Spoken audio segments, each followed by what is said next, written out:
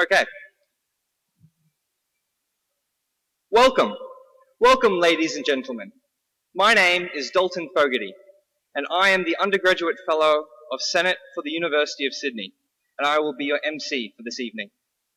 Before we begin the proceedings, I would like to acknowledge the Gadigal people of the Eora Nation, the traditional custodians of this land, and pay my respects to elders both past and present. I would also like to acknowledge the presence this evening of the following people. The Most Reverend Bishop Peter Comensoli, of Broken Bay Diocese.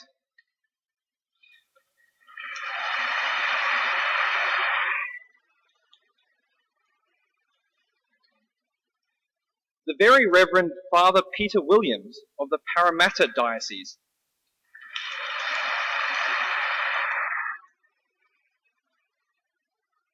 The Honourable Justice Francois Kuntz of the Supreme Court of New South Wales.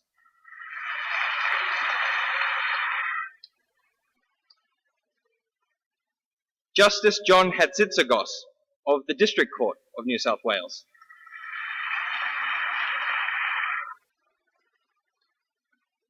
Assistant Minister for Education, the Honourable Leslie Williams.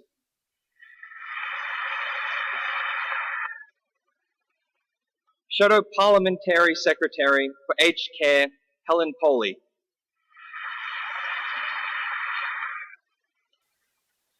As well as other elected members of Parliament here tonight.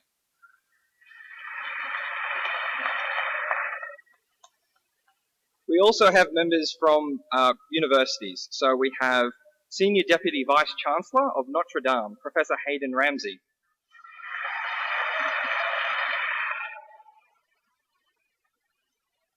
Deputy Vice Chancellor for Indigenous Affairs of the University of Sydney, Professor Shane Houston.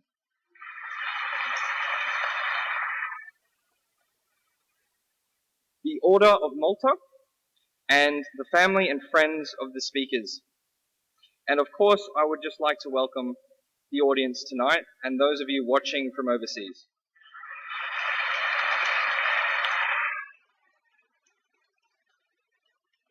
That was quite long. So, well, tonight, we're here to see one of the most important moral issues of our time debated. That is, voluntary euthanasia. Should it be legalized? The answer to this has widespread implications and touches us all. So who better to provide answers but two of the world's preeminent thought leaders on this subject? With a doctorate in bioethics from Oxford, His Grace, the Archbishop of Sydney, Anthony Fisher.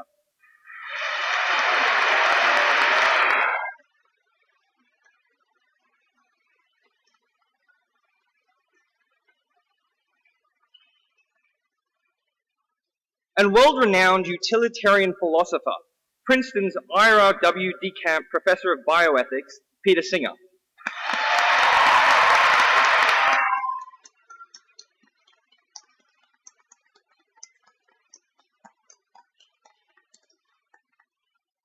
No doubt, such a clash of titans deserves to be held in the City of Sydney's Town Hall, having attracted an audience of over 2,000 people here tonight, and countless others who are streaming this right now from across the world.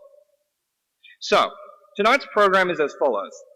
First, we will have welcomes from the two main contributors of the event. On behalf of the University of Sydney, Jill White, and on behalf of the Catholic Society of the University of Sydney, Alessandro Cowley. And now, just some quick housekeeping before we start. I'd like to remind the audience that filming and photography of this event is prohibited, and that you may be asked to leave if found doing so. I'd also like to remind everyone here tonight to please switch off your phones or turn them to silent. Finally, I'd like to remind the audience that yes, this is a passionate area of debate. However, please be respectful of each speaker's time and response. As I said, over 2,000 of us have gathered here tonight to listen to these speakers, and due respect should be paid to hear what they have to say. So now, I would like to introduce one of my newest colleagues on Senate. She is the immediate past Dean of the Sydney Nursing School and was in 2011 awarded Member of the Order of Australia for her work in midwifery, Professor Jill White.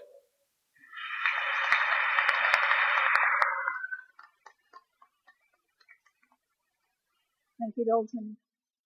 My job this evening is to be very brief because you come to listen to the debate, but I do want to welcome you very warmly on behalf of the University of Sydney. This debate started, and you'll hear more of this in a moment, from an idea from a student, and that's what Sydney University is about, what all universities are about trying to provoke rich, thick, deep conversation about some of the really big issues. And there is no bigger issue than the one we're talking about tonight. I'm a nurse and a midwife. And as a midwife, and my colleagues and I have debated for years and sought to engender public debate about the transition into life. And there's been a lot of conversation about that. These days, most people now have considerable choice in how their family comes into the world. As a nurse, in a much more silent way, nurses are involved in how people live this life. But this has been shrouded in a whole lot more silence than birth. But as a transition, equally, if not more, important that we talk about it, that we know what we personally believe, and that we have these conversations with each other very early on, not in the intensive care unit or not in the care facility. So I'm delighted as a nurse and a midwife that we've got this wonderful debate that's going to happen tonight. And it's not just the conversation that happens in this room that I'm excited about. As a part of Sydney Ideas from the University of Sydney, what I'm excited about is the relationship that the university can have with the whole community of Sydney and more broadly. And the conversations that really matter is the conversation that you guys will have in the cars or the buses or the trains on the way home tonight. The conversations you'll have this weekend with your loved ones when you tell them that you came to this debate and they ask you what you thought and what you think, and more importantly, what you want. So welcome on behalf of the university, and it's going to be a wonderful evening.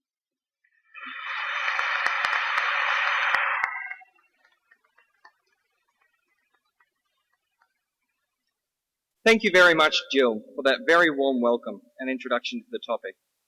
I would just now like to pass to the mastermind behind this event, a close friend of mine and fellow law student, President of the Sydney University Catholic Society, Alessandro Cowley.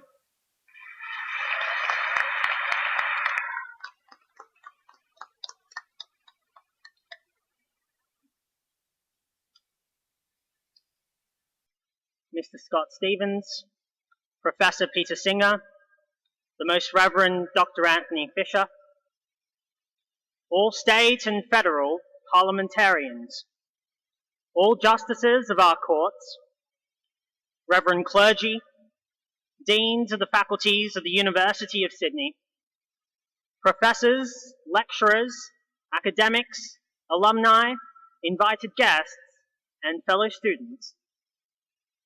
As President of the Sydney University Catholic Society, it is my honour and privilege to introduce the two speakers in tonight's debate. What started off 10 months ago as an email exchange with Professor Singer and a letter to Archbishop Fisher asking them to consider a debate invitation has turned from a small-scale event to be hosted at Sydney University into a public event of great interest at one of the most iconic venues in our city. Tonight's debate is on an issue that cuts across philosophy, politics, medical ethics, the law, and public policy. That is, whether voluntary euthanasia should be legalized. The moderator of tonight's debate is Mr. Scott Stevens. Mr. Stevens is editor of Religion and Ethics at the ABC. As a specialist commentator on religion and ethics, he has presented a number of series on various ABC programs, both in television and radio. He is published widely on moral philosophy, theology, and political theory. Taking up the affirmative side in tonight's debate is Professor Peter Singer. Professor Singer is world renowned for his ideas on human life and personhood. He was a founding member of the Australian Greens and holds a Bachelor of Arts with first-class honours and a Master of Arts from the University of Melbourne and a Bachelor of Philosophy from University College, Oxford. He is currently the Ira W. DeCamp Professor of Bioethics at Princeton University and a Laureate Professor at the Centre for Applied Philosophy and Public Ethics at the University of Melbourne. Peter Singer is an accomplished author and has published a number of books, including his most recent, The Most Good You Can Do, How Effective Altruism is Changing Ideas about Living Ethically. He is a companion for the Order of Australia for his services to philosophy and bioethics. Arguing the case for the negative is His Grace, the Most Reverend Dr. Anthony Fisher, the 9th Catholic Archbishop of Sydney. He is an alumnus of the University of Sydney, graduating with a Bachelor of Arts with first-class honours in history and a Bachelor of Laws before practicing as a solicitor. His Grace then joined the Dominican Order, studying for a Bachelor of Theology with first-class honours at the University of Divinity, Melbourne. He later obtained a Doctor of Philosophy in Bioethics, matriculating from University College, Oxford. He is the Adjunct Professor of Bioethics and Moral Theology at the University of Notre Dame, and is the author of a number of academic works in the area of bioethics, including his most recent book, Catholic Bioethics for a New Millennium. Ladies and gentlemen, I now hand you over to our moderator, Mr. Scott Stevens, who will facilitate tonight's debate. I ask that you give them all a warm welcome.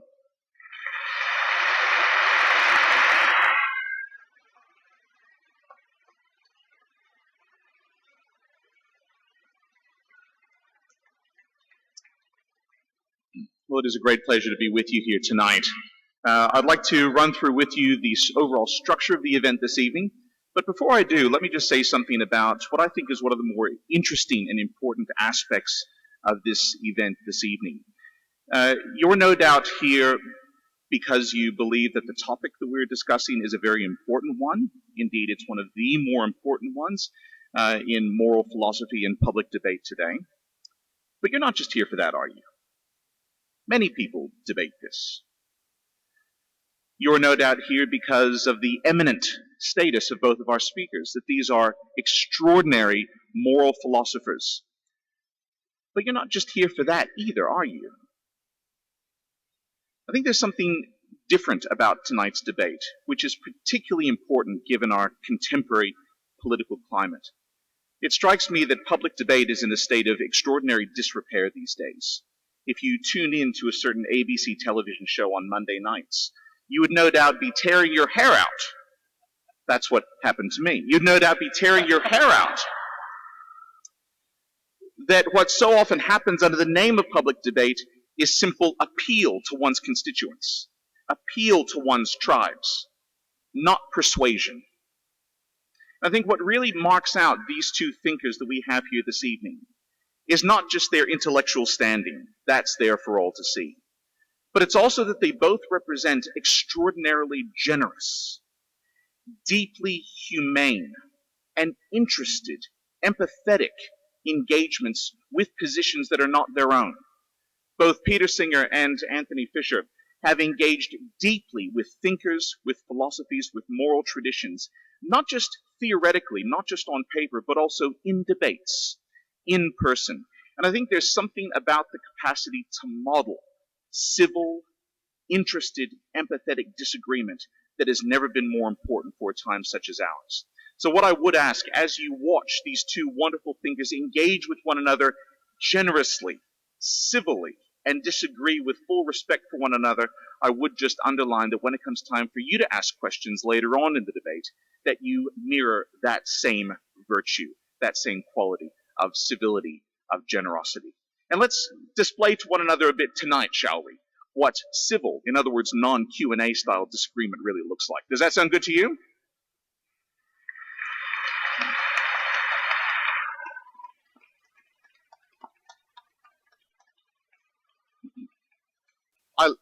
I love my organization, but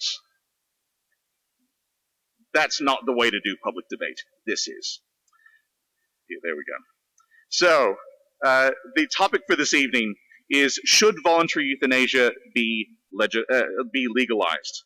As was mentioned before, Peter Singer will be opening the affirmative case. He'll have 12 minutes to speak. At the 1 minute mark, in other words, at 11 minutes, a single bell chime will sound. Shall we hear a...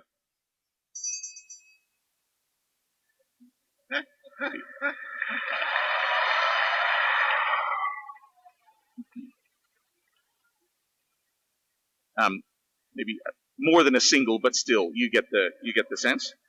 That will give our speakers the indication they have 1 minute to wrap up. At the 12-minute mark, there will be something a little bit more vigorous.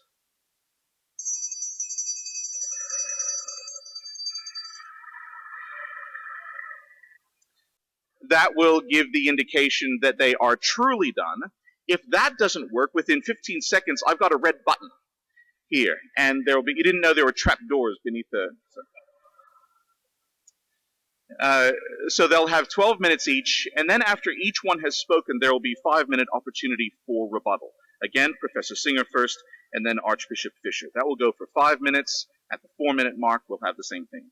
Now, once that's done, we've got a nice, generous 40 minutes of opportunity for you to pose your questions to our two speakers. The 40 minutes is really quite an extraordinary and I think generous opportunity to flesh out some of the ideas that you've heard. So what I'd ask is that as they are speaking, if you want to make sort of notes, if you want to begin formulating a nice, clear, concise question that could be civilly and concisely placed to our speaker. Did I underscore the word concise? We just want to get through as many questions as we can in those 40 minutes. So then towards the end of the debate, if you would like to indicate to one of the ushers who will have a, they won't have a roving mic, but you can see just on this aisle here. For those of you on this side, tough luck. I mean, you have to make your way all the way around. But there's a microphone just here. You want to indicate to an usher that you would like to ask a question, indicate to them to whom you would like to pose the question, and then they'll show you to your spot. Does that all sound okay? Nice, concise, clear questions, and then both of our speakers will have round about 5 minutes to answer that, and then possibly even pose questions to one another. All clear? Let's get underway. I'd like to invite Professor Peter Singer, please, to pose the affirmative case.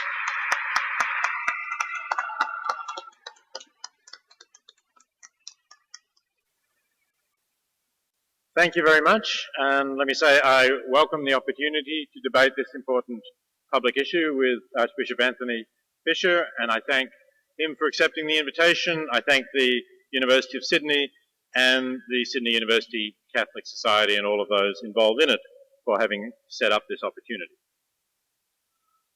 We are debating whether voluntary euthanasia should be legalized. So we have to ask, what do we mean by voluntary euthanasia?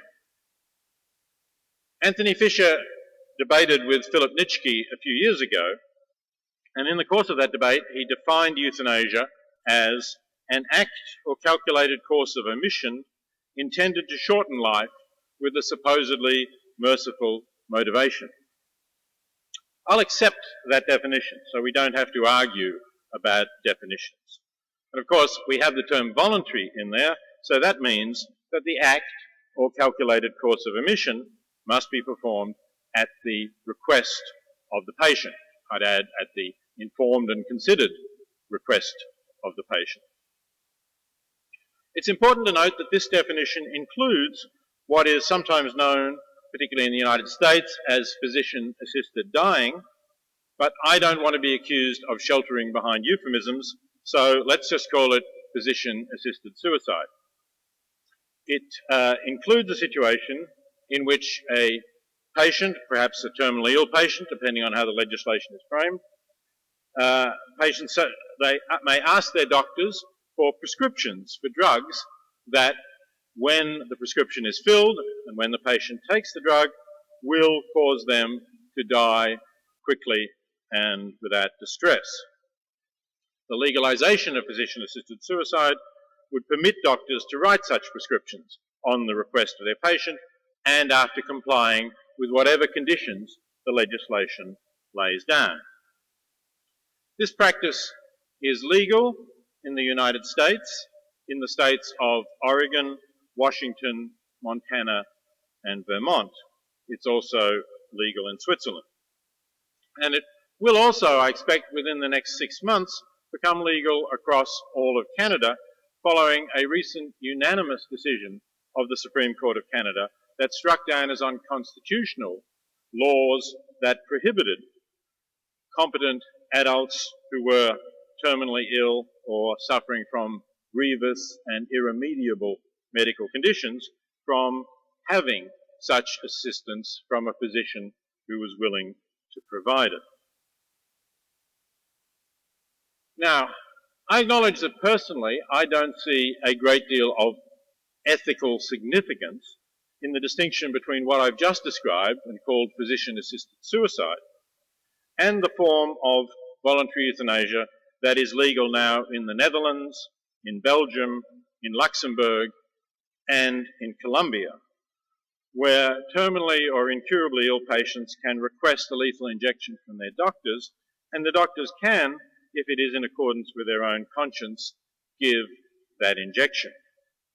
And I'd be very surprised if Anthony Fisher disagrees with me in saying that these two are morally equivalent or very close at least. But we might believe that legalizing physician-assisted suicide, while not permitting a doctor to give a lethal injection, makes it more difficult for the practice to be abused by extending it to patients without their consent. And if we believe that, not saying whether we should, but it's possible, then we might think it more prudent to legalize only physician-assisted suicide. In any case, here's the key takeaway from what I'm doing with this discussion of the ways in which a doctor can intentionally perform at the patient's request a life-shortening act. If you agree that we should have laws similar to those that exist now in Oregon, Washington, etc., then you are agreeing with me that voluntary euthanasia should be legalized. You don't have to also go the step of saying we should have a law that allows doctors to give lethal injections. You may or may not think of that. Both are, as I've defined the term using Anthony Fisher's definition, both are forms of euthanasia. I should also say under what circumstances I believe voluntary euthanasia should be legal. I'm not an absolutist about autonomy. I do not want to make it easy for people to end their lives because of a condition that may be treatable or from which they have a reasonable prospect of recovery. In Oregon, Washington, and Vermont, a patient must be terminally ill. That is, according to legislation, 2 doctors must certify that the patient cannot reasonably be expected to live for another 6 months. That's one possible standard under which we could legalise voluntary euthanasia. My preference is the standard used by the Supreme Court of Canada in its constitutional decision, which says it should be permissible for competent adults who request it and who have a grievous and irremediable medical condition that causes enduring suffering. But again, as I say, under the terms of our debate, we don't need to go that further step with the incurable condition. If I can only convince you that patients who are terminally ill and where 2 doctors say they are not likely to live for 6 months, that's the only conditions under which it can be legalised, well, it's still the case that you're agreeing with me that voluntary euthanasia should be legalised. Now that we know what we're debating, why should voluntary euthanasia be legalised? To answer that question, I think we should ask another one. Why do we normally consider killing an innocent person to be wrong? Not only wrong, but also properly a crime. That's a very basic question, clearly. We don't often ask ourselves, we take it for granted. But if we do, I think there's two important reasons why we should think that to be both wrong and a crime. Firstly, it's a violation of the autonomy of the person killed. In fact, it's the most, typically anyway, it's the most serious possible violation of that person's autonomy. It denies that person everything that they wanted to do for the rest of their life. Now you've killed them, they can't do it. So whatever their hopes and wishes and plans were, whatever it was they wanted to achieve, you've prevented them doing that, typically against their will, because they wanted to go on living, they wanted to do those things. So that's one important reason why we rightly make killing a serious crime. But clearly, in the case of voluntary euthanasia, the value that we properly place on autonomy does not count against assisting the patient to die, against physician-assisted suicide. It counts in favour of it, because that is the autonomous wish of the patient that you are fulfilling. Now, I think autonomy, as I say, is rightly a value, but I don't think it overrides all other values.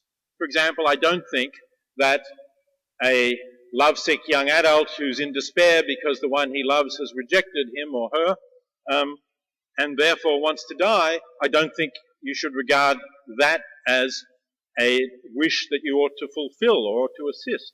Even if you think it is, at this moment, this person's autonomous wish, you can safely predict that that mood will pass, that the young person will, in future, come to think of his or her life as well worth living, and you could then reasonably conclude that the value of that life and everything the person will obtain and be able to do through that life overrides the temporary violation of autonomy or liberty in that case. And that brings me to the second reason why we normally consider killing both morally wrong and a serious crime. Killing deprives the person of whatever good things that person would have experienced for the rest of their life. And I think we can be sufficiently optimistic to say that for most people, the rest of their life will typically bring a positive balance, more good things than bad things. So that too is a good reason why killing should be regarded as something that's wrong. But again, in the case of voluntary euthanasia, that reason no longer counts against killing, it actually counts in favour of killing. Because there the person has judged that the rest of their life cannot have a positive balance. They don't want it. They're the best judge, surely, assuming we're talking about a competent, well-informed adult and so on, they're the best judge of whether the quality of their life is still acceptable.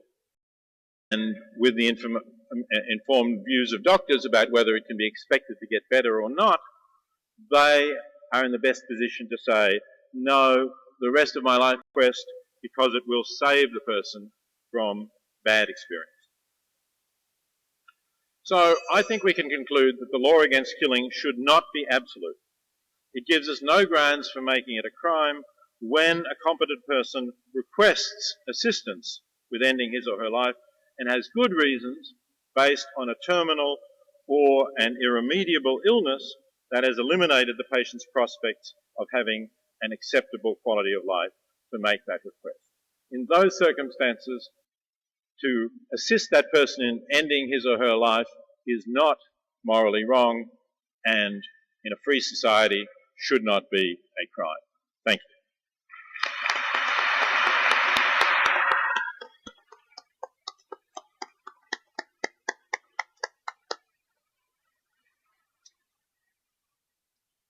Thank you, Professor Singer. Archbishop Anthony Fisher to present the case for the negative.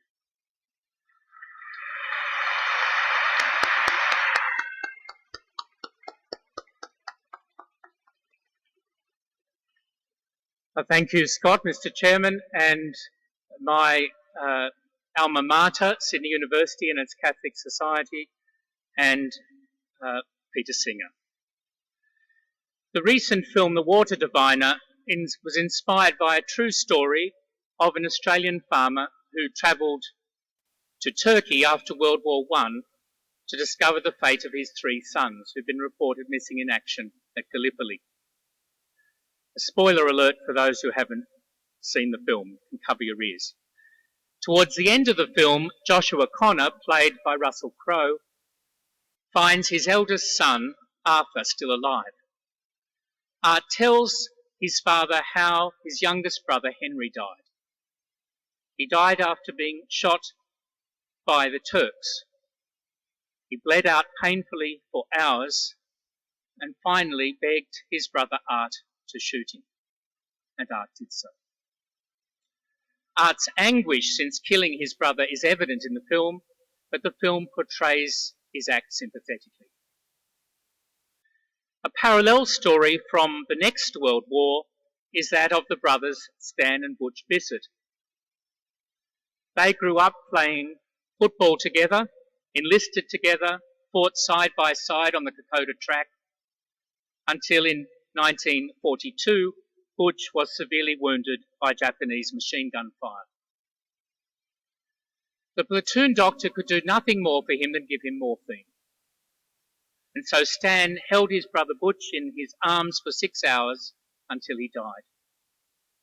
They sat laughing, crying, remembering the good times of their childhood, the trouble they got up to as kids, the times they played rugby together. Butch faded in and out of consciousness, and Stan shared one last song with his brother Butch as he breathed his last. These are examples of 2 different responses to human suffering and dying. Both are motivated by mercy. Both win our sympathy.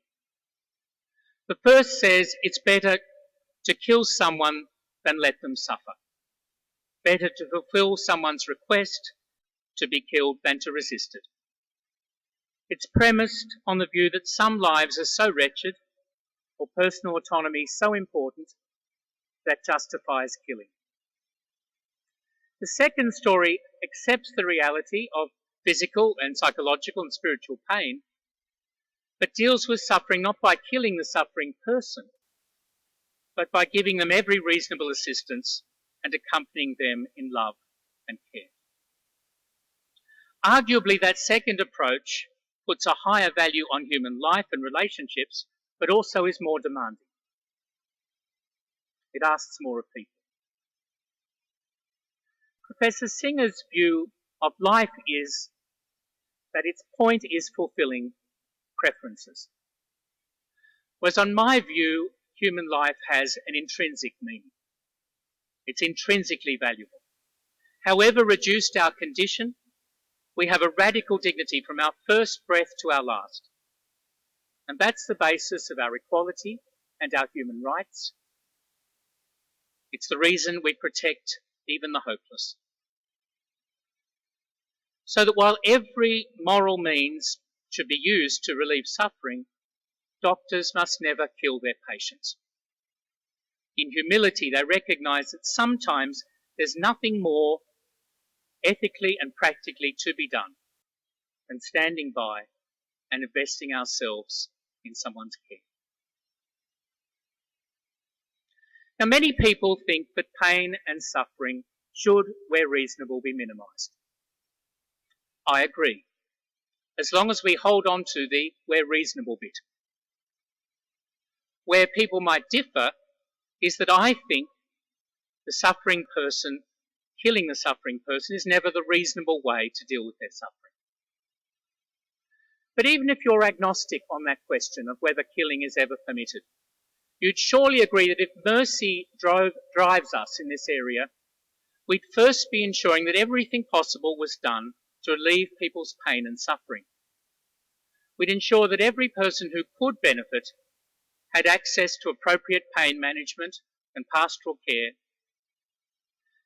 Yet we know that millions of people in our world and thousands of people in Australia die every year without access to palliative care.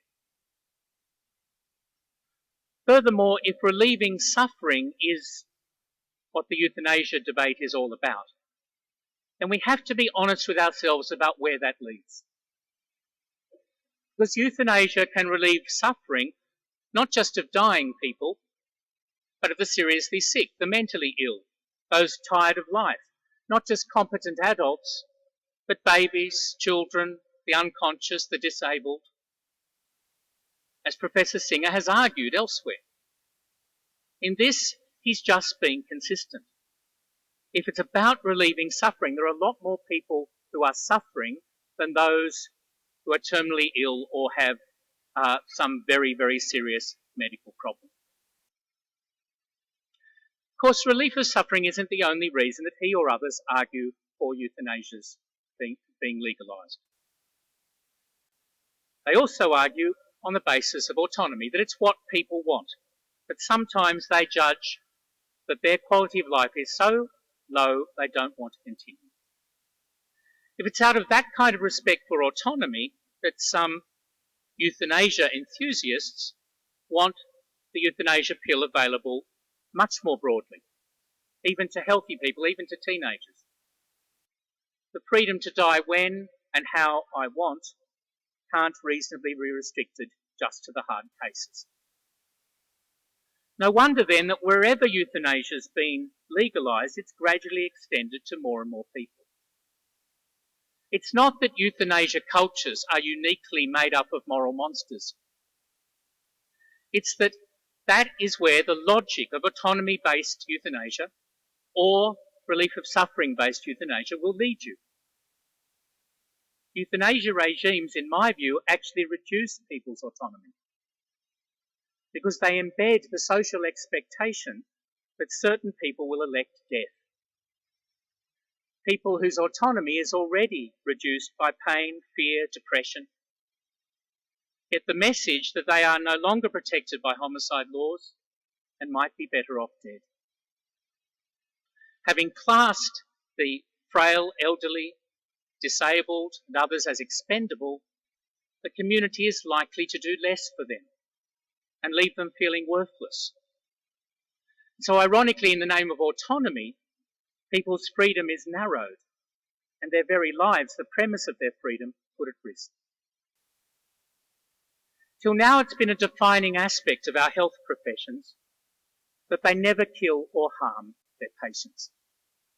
International and national codes of medical and nursing ethics all forbid euthanasia. Do we want our health professionals assessing which patients should live and which should die? Do we want them gradually desensitised to harming and killing? Do we want medical students trained in giving lethal doses? Legalising euthanasia would be a revolution in medical practice and nursing practice. It would undermine the save, heal, care ethic and our trust in health professionals and place a terrible burden on those professionals. Till now it's been a defining aspect of our law that human life is protected, that human rights are universal, that there are no exceptions to our homicide laws. But legal euthanasia would create two classes of citizens.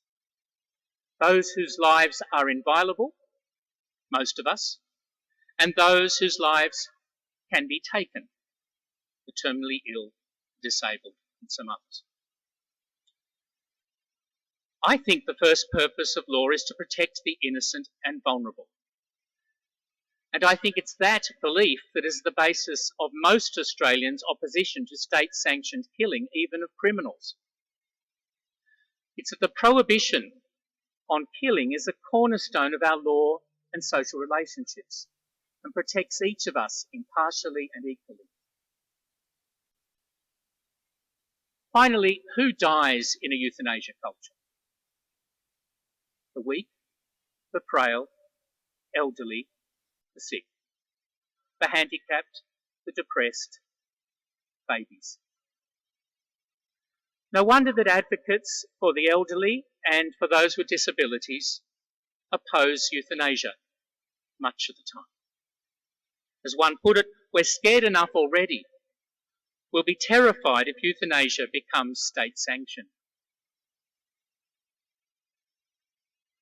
Euthanasia is sold to the community as being for the extreme cases of unrelievable pain, especially for the terminally ill. But then it's extended to those who are chronically sick, those with mental illnesses, those with existential despair. There is bracket creep in euthanasia. It evolves. First, we're told it's for competent, informed, consenting adults only. And then it's extended to the incompetent, the unconscious, babies. First, it's for those who judge their own lives to be too burdensome for them. But how quickly societies that go down that path start making the judgment that those lives are too burdensome for others. Putting Granny out of her misery so easily becomes putting Granny out of our misery. The bracket creep is built into the very logic of euthanasia. Once we start deciding that death is in the best interests of some people, then of course there will be others in the queue. That's exactly what's happened in Holland and in Belgium that have been offered to us as examples of voluntary euthanasia working well tonight. In Holland, it was supposed to be for people in extreme suffering, consenting adults. But after 10 or so years of that experience, it became legal to do it for babies. Now, it's the ordinary way of dying for about 5,000 people in the Netherlands every year, not just extreme, unrelievable suffering. We all want to relieve suffering. We all want to respect autonomy. Surely we can find respectful, life-affirming ways of doing that don't involve killing each other, and in the process, putting the most vulnerable in our community at risk.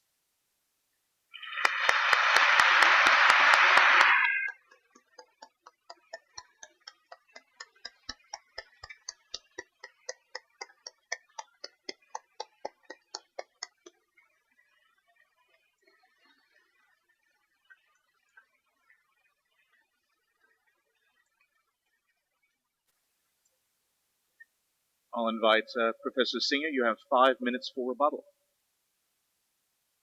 Thank you. I have to say, I'm disappointed by what I can only regard as Anthony Fisher's willful refusal to look at the evidence about the countries that he has described. For example, he talked about the rapid creep of the euthanasia culture in every place where it has been legalized. Do you know how many people used the legislation in Oregon in 2014, after it has been in place for 14 years? 105. This is in a state with a population of around 4 million. It's one death in 3,000 that uses this legislation. I can't see any rapid creep here, and I know of no cases where it is even alleged that it has been extended beyond the requirements of the legislation. And the situation is similar in Washington. In Vermont, the legislation is relatively recent. So I just don't think that this is true. I also reject the account of the situation in the Netherlands. It's significant that the voluntary euthanasia was fully legalized in the Netherlands in 2002. Since then, there have been a succession of different governments, including a long period of governments where the leading party in power was the Christian Democrats, and there has been zero attempts to rescind or repeal that legislation. That's because the population of the Netherlands is convinced that it works well, and that's why the neighbouring countries of Belgium and Luxembourg, which are in a much better position than any other nations to observe what is going on, then adopted similar legislation for themselves. The same is true, of course, with Washington, which is a neighbouring state of Oregon. But you don't have to believe me. I suggest you look at what was said in the Canadian case, which led to that constitutional decision I mentioned in my remarks. It was started off in the Supreme Court of British Columbia with 3 plaintiffs who were terminally ill asking for a constitutional right to have assistance in dying. And in the hearing, Justice Lynn Smith of the Supreme Court of British Columbia took evidence from 57 witnesses called both by the plaintiffs, by the Attorney General of Canada, who was opposing the application, and by the Attorney General of British Columbia, who was also opposing the application.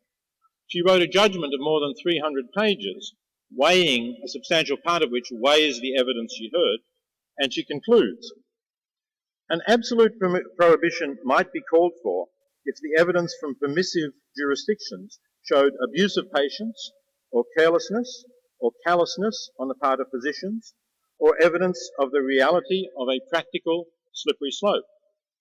However, that is not what the evidence shows. I found that the evidence supports the conclusion that a system with properly designed and administered safeguards could, with a very high degree of certainty, prevent vulnerable persons from being induced to commit suicide, while permitting exceptions for competent, fully informed persons acting voluntarily to receive physician-assisted death.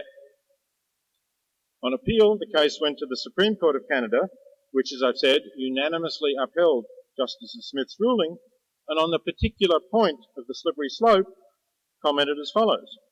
The trial judge made no palpable and overriding error in concluding, on the basis of evidence from scientists, medical practitioners, and others who are familiar with end-of-life decision-making in Canada and abroad, that a permissive regime with properly designed and administered safeguards was capable of protecting vulnerable people from abuse and error.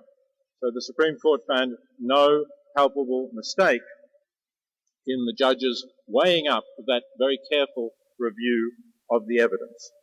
And again, there simply is no evidence that the frail and elderly and vulnerable are more using this than other people. In fact, a study of the situation in Oregon found that in proportion to the number of deaths in the population, which of course does involve more elderly, in proportion to that, those using the legislation were overwhelmingly white, 95% white, significantly more than the population of Oregon, more highly educated, 47% of them had a bachelor's degree, again higher than the average in the population, and not particularly elderly, in fact disproportionately in the under 65 age bracket. So you really need to look at the evidence, I believe, before making these claims about what is supposedly the logic of euthanasia, which I don't believe it is. In fact, the evidence shows that euthanasia can be and has been safely practiced without any kind of creep beyond what the legislation specifies. Thank you.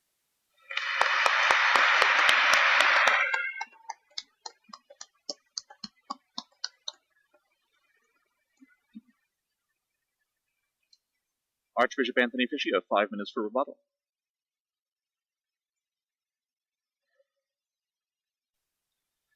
Thank you, Mr. Chairman.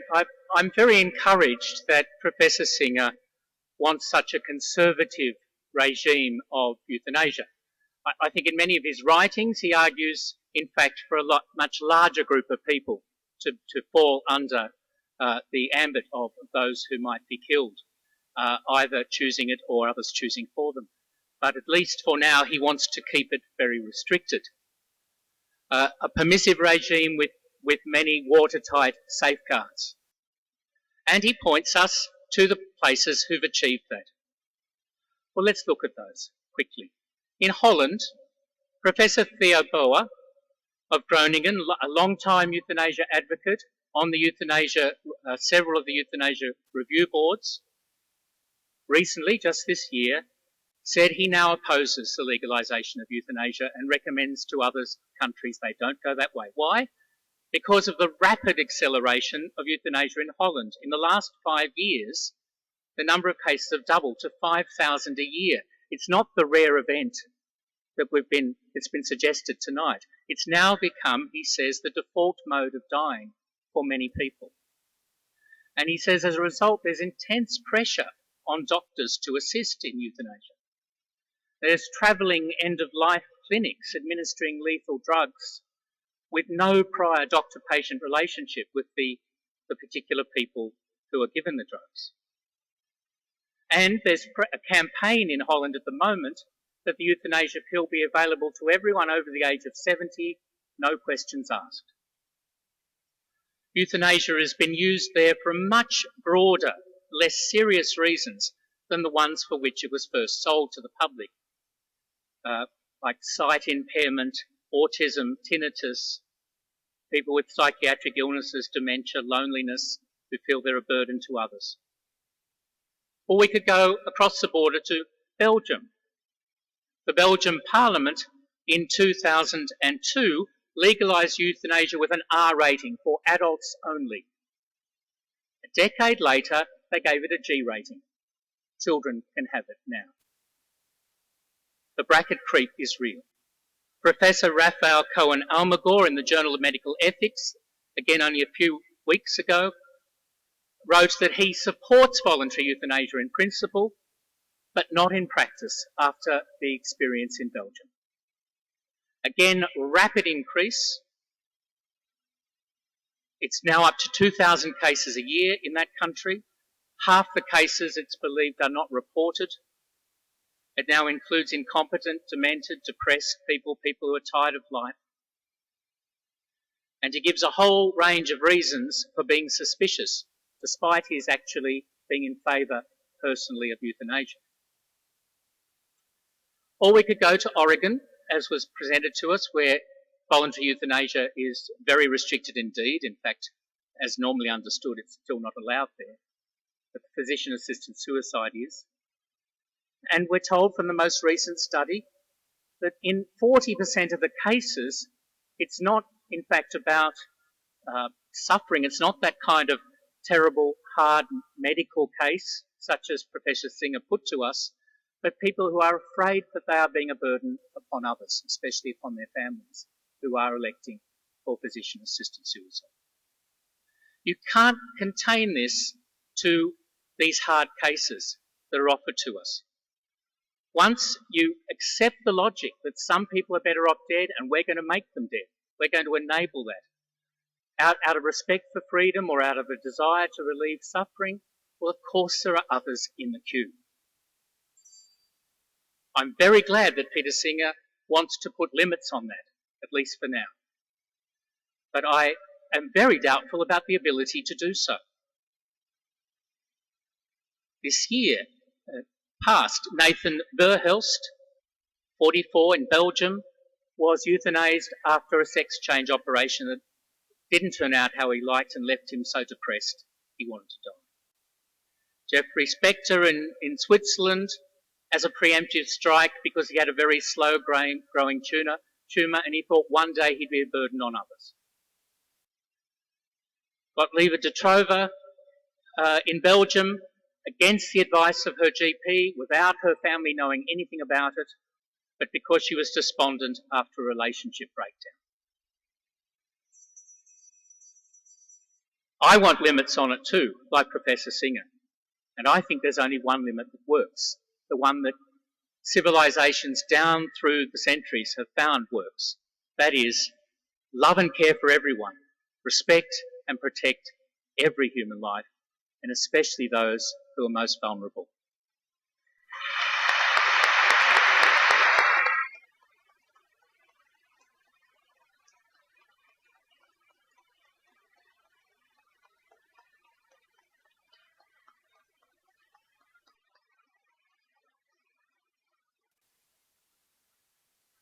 Okay, we now have about 40 to 45 minutes for you to begin posing questions to our two speakers. You'll see a small fleet of ushers that are here on the two rows. What I'm going to ask you all to do is, while you're getting the attention of the ushers, you might just want to, there are people behind you, the ushers will be sort of trying to triage you so that we have a kind of orderly progression of questions from one to the other speaker. If we can keep the questions nice and brief and, of course, respectful, then we can have around about 5 minutes each for answers. What I'm going to do is, while this sort of carefully managed chaos seems to be happening, I'm going to invite both of our speakers to go ahead and take your places at the podium, just to bring you that much closer to the audience, to put you within throwing range, in other words. while you're doing that, I would love to, if I may sort of abuse my position flagrantly, I would like to just put a very, very brief question to you both. Because the topic is about legalization, it obviously puts much of the emphasis, much of the focus on the role of the state. And of course that brings up the specter of bracket creep, of a progressive and overly permissive state becoming an almost sort of fascist state in terms of the eradication of the unwanted. The other side of this, I fear, has been either just briefly touched on in our conversation so far or hasn't been touched on at all.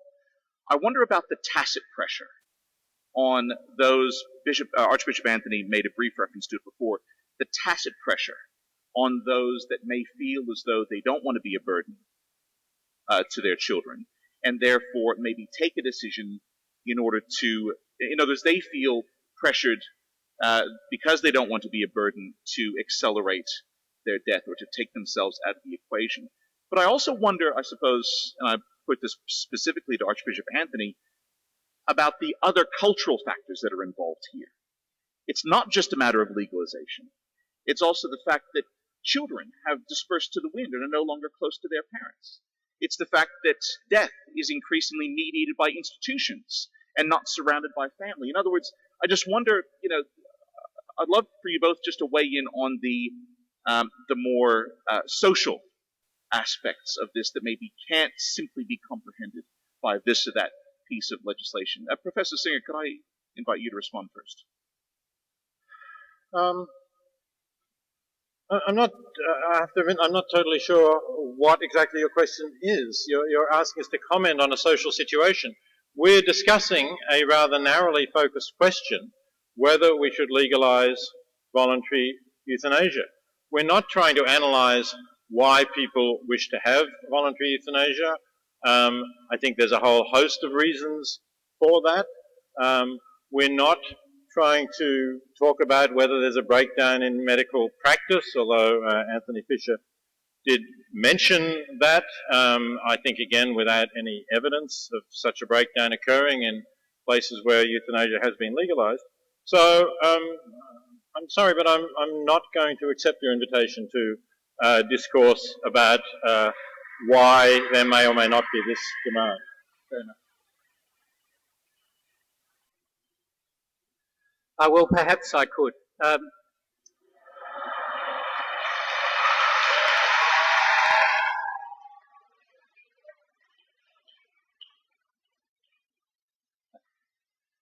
There are different views.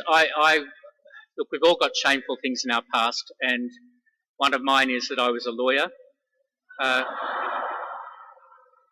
I repented. But I know from my law school days that there are different views of the role of the law and what its purpose is. But the one I propose tonight is that amongst its first purposes are to protect the weak and vulnerable, to protect the innocent against threats to them. And so I think that is why the common law has always held that killing, especially people who are weak and vulnerable, especially the elderly and little babies and so on, is not on, and why international human rights instruments have said the same. It's a particular view of the very function of law. It has other functions too, but that's a very important one, protecting innocent life and the vulnerable. And I think that Scott is right to hint that we're in a culture now where there will be all sorts of pressures on people, financial pressures, pressures of loneliness, pressures of being abandoned. They've been abandoned to an old people's home. No one visits them anymore. They don't even know their neighbours' names. Cities have become very anonymous. We have a culture that values efficiency and beauty and productivity so highly that, of course, more and more people are going to start feeling my life is meaningless. I'm a burden on others. I shouldn't keep on living and be a burden on my children or on my society. And it's exactly in those situations where we need things like the law and the healthcare professions and others to keep saying, no, you do still matter. You matter terribly. And we're going to do everything we can as a community to help you recover meaning and purpose and and to not be so lonely and so forgotten in our community. Thank you for indulgence.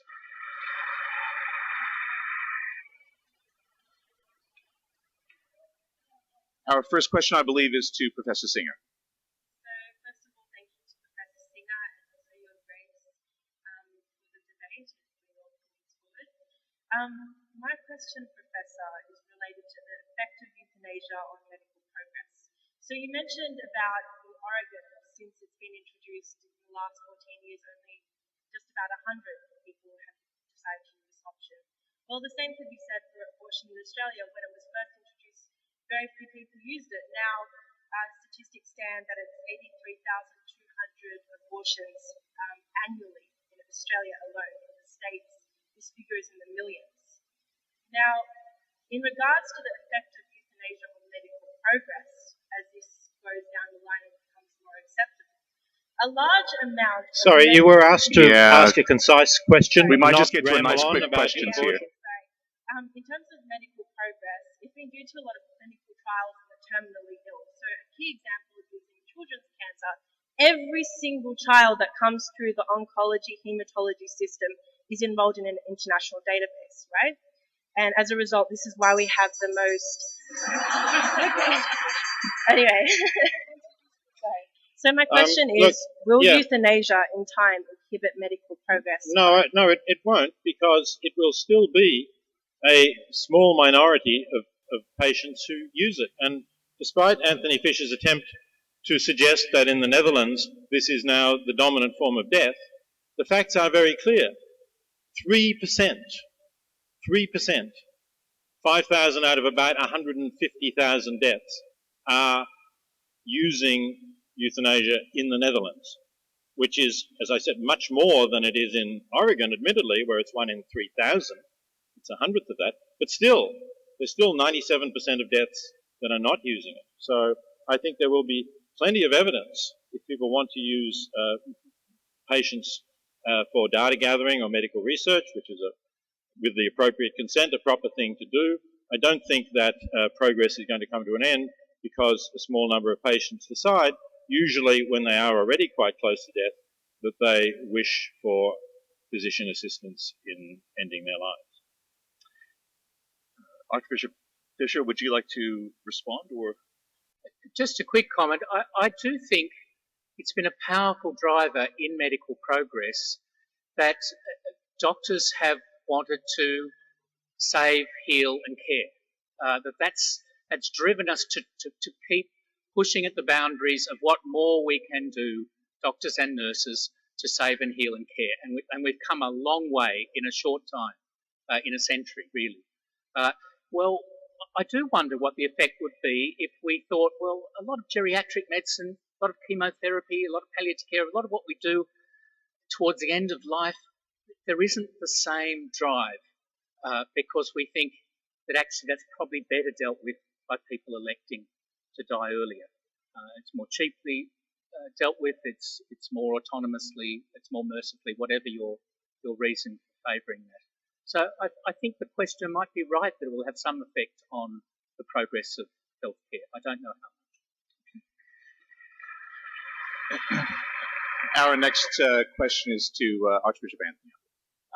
Given that there are tens of thousands of complaints against doctors and hospitals in Australia in any given year, and given that the legal profession is having an absolute feast with complaints against doctors and hospitals, will this law that's proposed be abused? Well,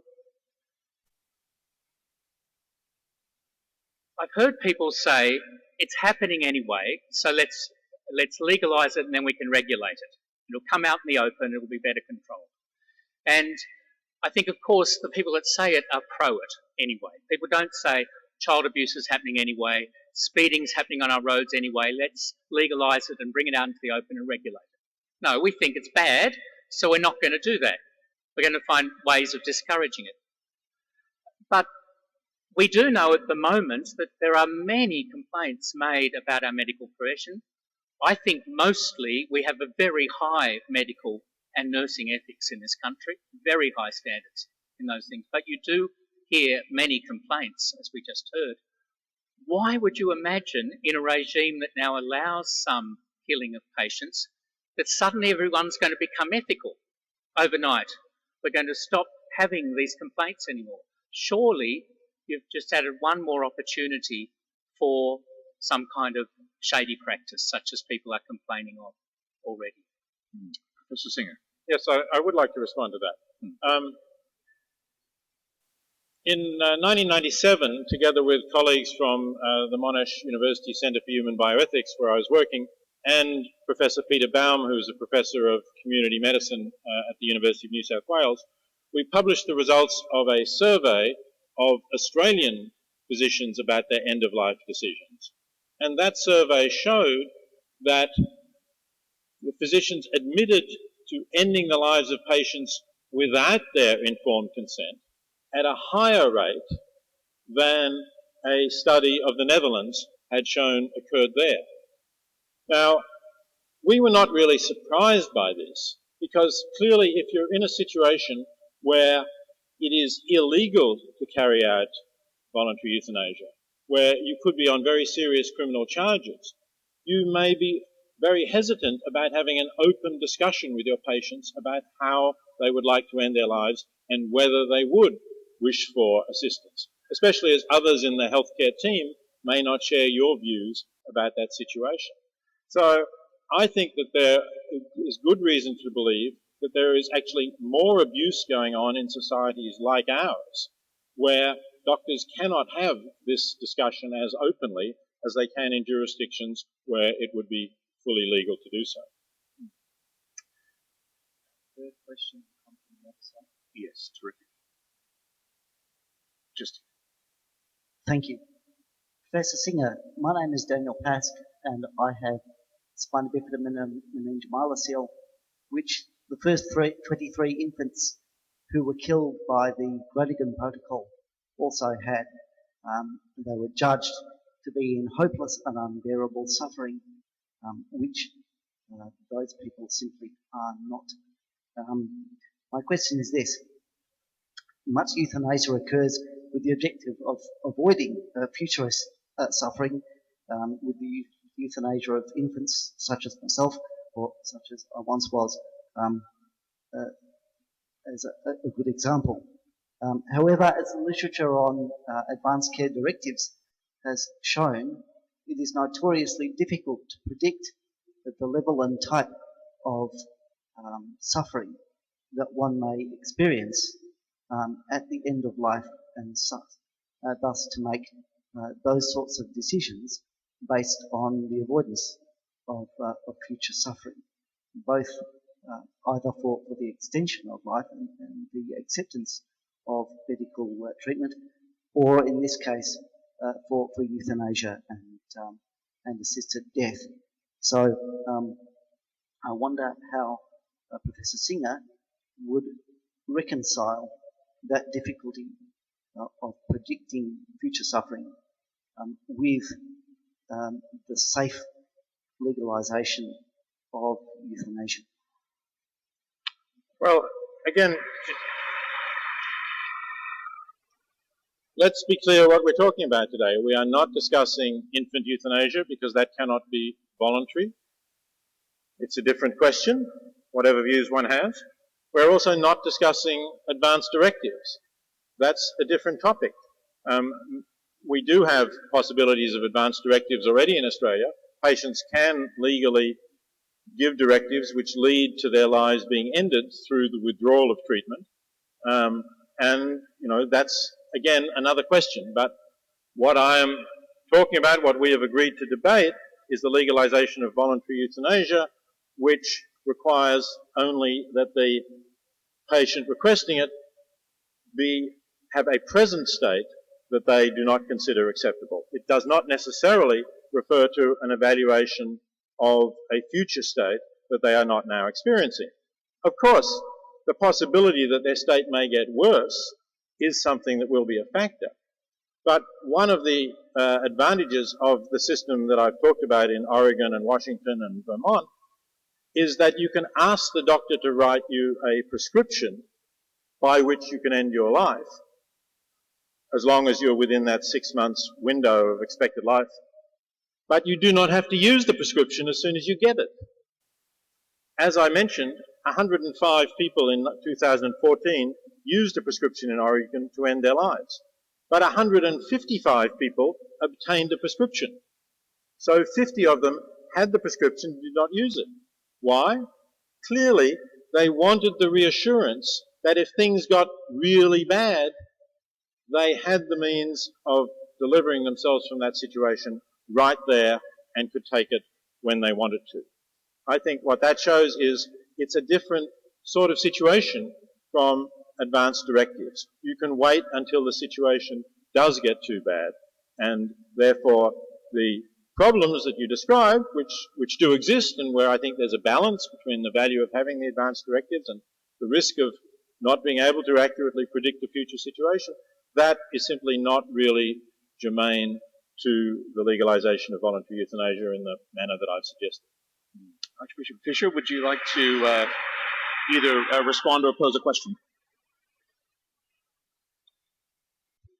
I understand Professor Singer's frustration about us wandering into the territory of non-voluntary euthanasia because he came wanting to talk about voluntary euthanasia. But of course, one of the questions we all have is, where does it lead you?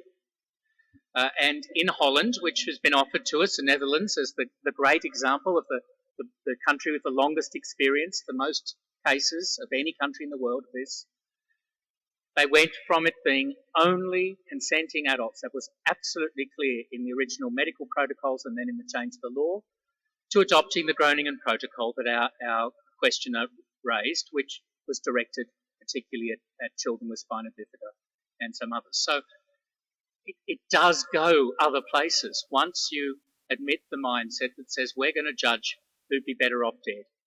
We're going to judge that some people are suffering too much or will suffer too much in the future. And I understand the fear then of disability advocates and people living with disabilities that right now people are saying, oh no, it's just adding to your freedom, it's giving you more options.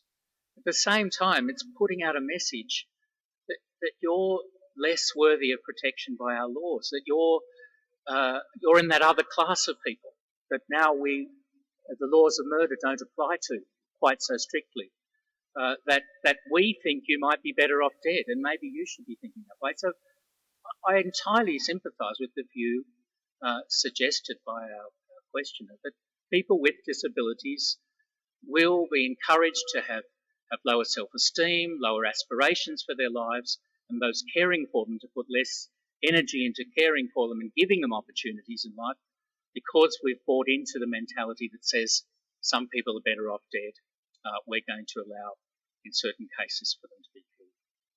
Okay, we have our next question, I believe, to Archbishop Fisher. Just going into the realm of moral philosophy, Archbishop Fisher, in your opening remarks, you stated that you felt that Professor Singer had a instrumental view of life, that the purpose of life, the value of life comes from maximizing autonomy and maximizing the good things, but that you believe there is inherent value to life.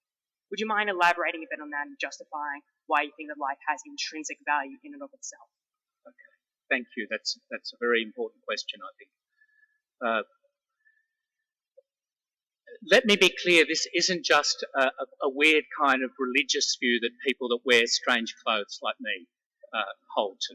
You know, the view that human beings are special, that their dignity is inalienable, that their lives are inviolable, is no monopoly of believers, and certainly not of Catholic clerics, as you'd know as someone interested in philosophy. It's common to the legal systems of most nations, to international human rights instruments, to the pre-Christian Hippocratic Oath, to the post-Christian World Medical Association Code, to the Code of Ethics of the AMA, which no one's ever accused of being a plant organisation of the Catholic Church. What do they all hold? They hold to this notion of intrinsic human dignity and the inviolability of life, all those examples of instruments and codes in our world. And why do we save the drowning person? Why do we build and staff the hospital emergency wards? Why do we have the firemen and ambulancemen and traffic police? Why do we congratulate new parents? Why do we send birthday cards? on and on. There's so much about what we do and choose in life that is explained by the fact that we know life is a good in itself for human beings. That's what makes sense of so much of our choices, that life is good in itself. You don't have to say to the AMBO, hold on, you don't know if that person's making a sufficient contribution that you're trying to save. Or to the person that pulls someone out of the water, hold on, their preferences might be better satisfied by you leaving them in the water. Or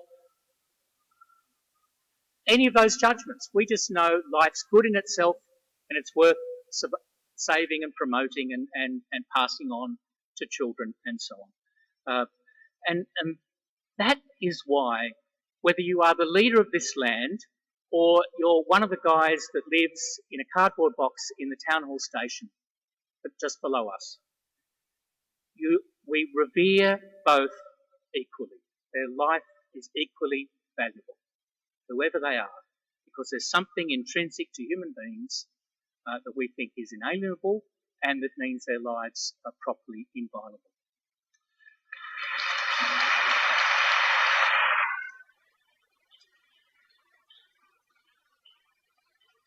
Professor Singer. Well, there's two things I want to say to that. First, we don't need these ideas of inviolable human life to explain why we save drowning people or why we staff hospitals. Obviously, anyone who knows anything about me knows that I have been writing for the last 40 years now about our obligations to help people in extreme poverty, that I think we in affluent nations ought to be doing far more to reduce the number of people, particularly children, who die from avoidable poverty-related diseases in developing countries. That figure is still around 6 million, although fortunately it has been falling. Of course I think this, and of course I think it because I believe that most people's lives, even if they are going to live in poverty, are positive. That is, that they have all sorts of good experiences that are worth having, that they do all sorts of things that are worth doing. We don't need to have that idea of inherent dignity to explain these things. But the second thing I want to say, and this would admittedly take a longer discussion than we probably have time for tonight, is that when it comes down to adherents of this sanctity of life ethic, including spokespeople for the Roman Catholic Church, they do not really act as if they believe it, because they have this doctrine that says it is permissible to withdraw life support from a patient even when you know that the withdrawal of life support will bring about the death of that patient. They defend this by saying there is no obligation to provide burdensome or disproportionate treatment.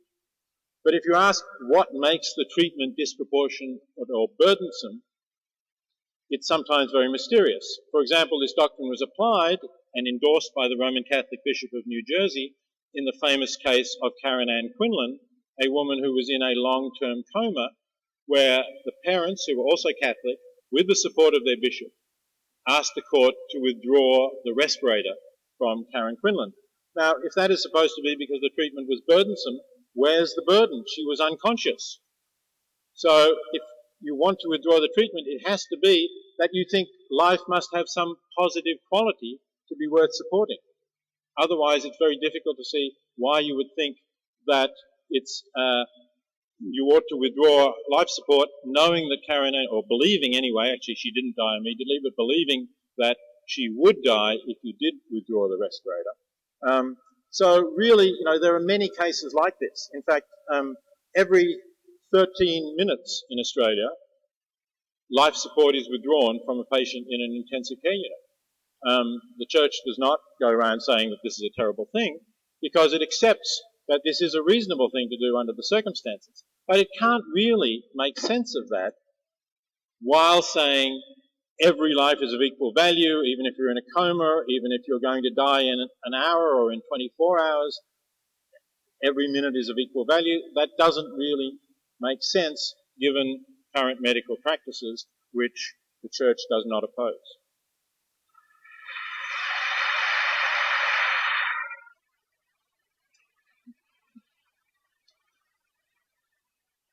I am hoping, like you, that some of these more substantive points of disagreement might be picked up in our final closing statements, just to prod.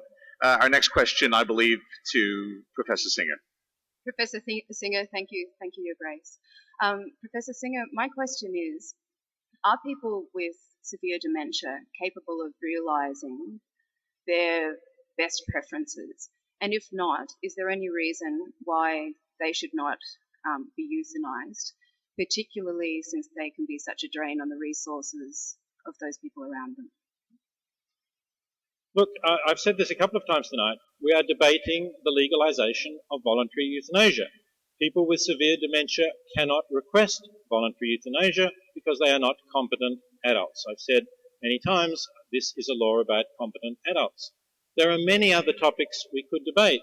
We could debate questions of whether people with dementia should or should not be kept alive. And I notice I said kept alive because the Catholic Church might well accept that we don't have to treat pneumonia in a patient with severe dementia, even though treating pneumonia is a very simple thing to do. You have antibiotics to do it. So those are very interesting questions. But I'm sorry, just like the question about the Groningen Protocol, which, by the way, in my understanding, the number of infants whose lives have been ended under the Groningen Protocol in the Netherlands is under 20 over about the last 10 or 15 years. I know I'm not really going to answer that question. I'm sorry.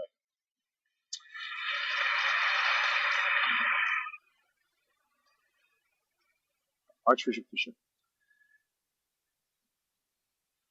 Again, I understand the frustration because Professor Singer wants to limit this just to voluntary.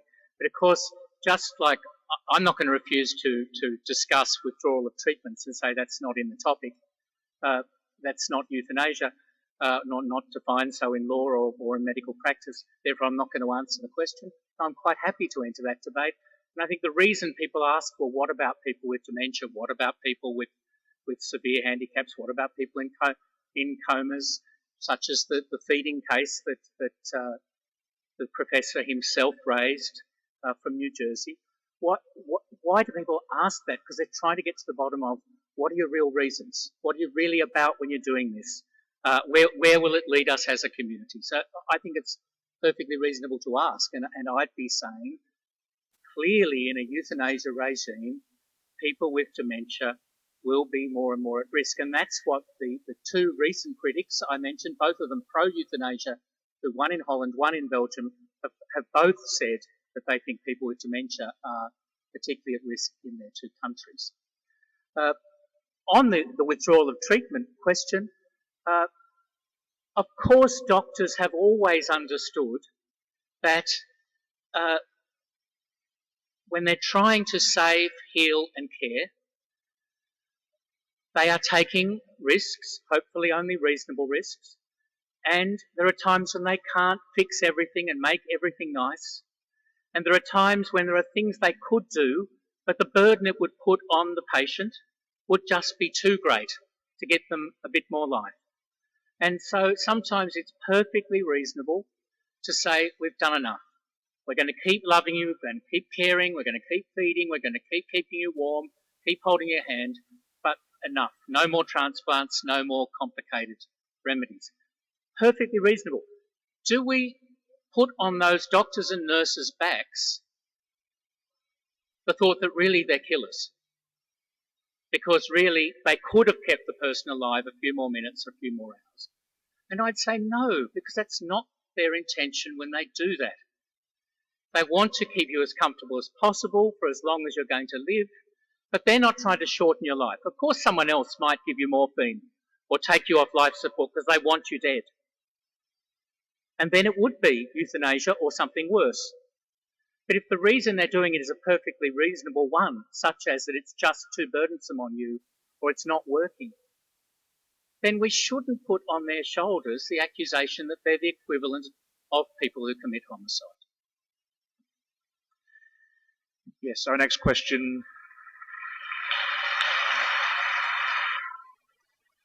We do have 10 minutes remaining. I'm seeing an awfully long line of people. Can I just profusely apologize. Let's just try to get through as many as we can in the next 10 minutes. Thank you. You've already preempted some of my question with the last couple of responses, but I just want to ask you again, Archbishop Fisher, you advocated for the use of palliative care, which allows me as a physician, which I am, to use strong narcotics and in very rare instances to sometimes sedate patients terminally if their symptoms can't be relieved, knowing full well that they will die of dehydration eventually. So Professor Singer attributed a definition of euthanasia of actions or omissions which shorten life. So are we not already practicing euthanasia?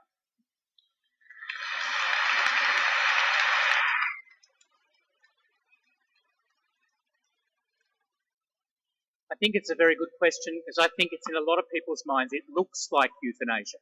It looks the same.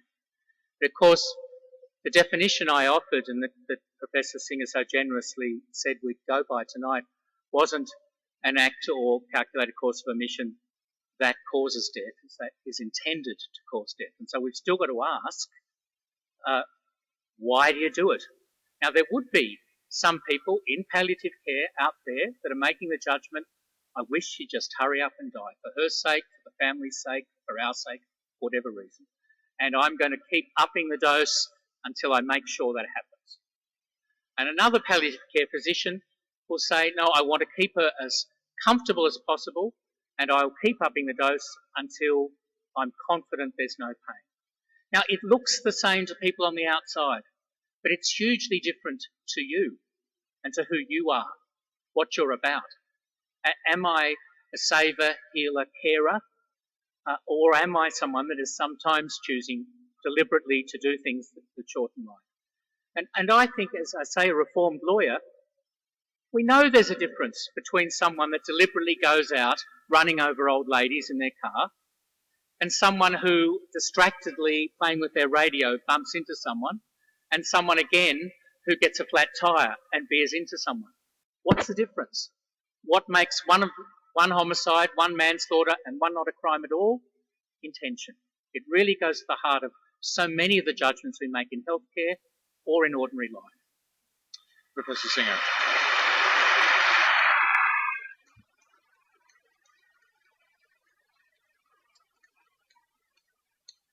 Thank you, Professor Singer. Well, I want to get a lot of questions, so let me just say, I think the question of what your intention is a rather slippery one, and in many cases you may have more than one goal in mind, and I still think that, in response to the question, I think the answer is we are often intentionally ending life. That is at least among the goals with which physicians act in intensive care units and in undertaking palliative care all the time. And next question. Thank you. And I believe it's to Professor Singer. Thank you. Professor Singer, in your 1979 book, Personal Ethics... Practical Ethics. Practical Ethics. Let's get it right. Thank you. Thank you. Now in its third edition and available on sale. Thank you. Thank you.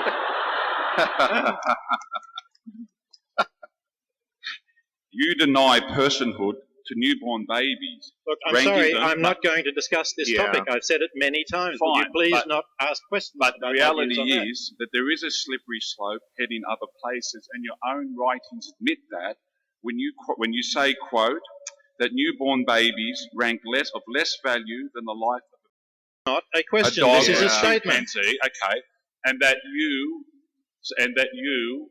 advocate the right of parents to use. Would mind waiting for a moment, sir. Thank you.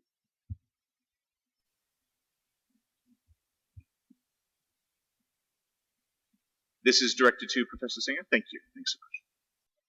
Professor Singer, Your Grace, thank you for a great discussion tonight. Professor Singer, you talked about before about conversations that aren't being had because voluntary euthanasia is not legalised, so it makes it difficult to have the conversation.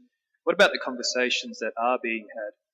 You've talked about some countries tonight and states, and the overwhelming number of expert committees, legislatures, which have studied the question whether euthanasia or physician-assisted suicide should be legalized. Why do you think they have concluded, these expert committees, they should not be legalized? I don't think that there is an overwhelming number of such committees that have reached that conclusion. There are some committees that have reached that conclusion. There are other investigations that have not. For example, I mentioned the Canadian investigation by Justice Len Smith and the upholding of that by the Supreme Court of Canada. I didn't mention that the Royal Society of Canada also held an investigation into this, which recommended the legalisation of physician-assisted dying. The province of Quebec had its own parliamentary inquiry into this and has legislated. That legislation might now not be relevant because of the Supreme Court's decision, but it was on the road to legalising physician-assisted suicide in the province of Quebec. Obviously, in the countries where it has been legalised, like the Netherlands and Belgium and Luxembourg, inquiries have come out in favour. So I don't agree that there is a preponderance of decisions against this. And my expectation is that future inquiries will be more likely to go in favour of it because they will have more evidence and more observation of other countries that are practicing it. If it's okay, I think we might, unless there's something very specific, Archbishop, that you wanted to say, I think we might just move to the next question, if that's all right. Thank you. All right, thank you. This question is to Archbishop Fisher. I was born in Ethiopia. When I was born, my mom actually told me that I was terminally ill. That's what the doctor told her, that I would die soon. They need to operate on me. She refused and she took me back home. And I'm still alive. And what I'm trying to say is that when doctors say that someone is terminally ill, I reckon they should say that their ability to help has terminated. And I think they start looking to say there is something in higher power that they can look onto. So what I'm trying to say in my question is, can faith play part in this process? Because at the end of the day, euthanasia is about relief. Thank you. I think that is very much a question for me.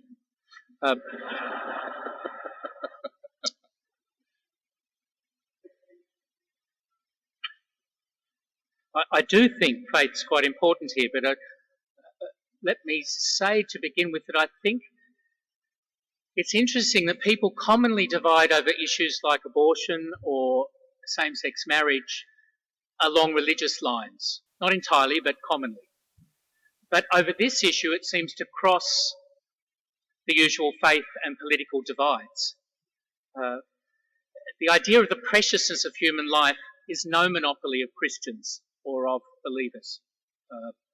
It's common, as I say, to pre-Christian Hippocratic oath, to cultures, to Asian cultures, to African cultures, to many different cultures before or without contact with Christianity, as well as Christian cultures and Christian-inspired people. And so I'd say whether you have faith or no faith, judge me on my arguments, and I hope they persuaded you rather than my religious habit. That said, I think you do raise a question, well, what does faith bring to this discussion? And I think it does bring certain additional reasons to care passionately about human beings. But when we see them as the image of God in our world, that we see them as entrusted to our care, that you're not going to give up easily on people in that situation. Doesn't mean that you'll just fight forever no matter what, people alive no matter what, but you'll do a lot. You really will try very hard, as your mum apparently did for you, because you think this little one or this old one is very precious. You see God in their eyes.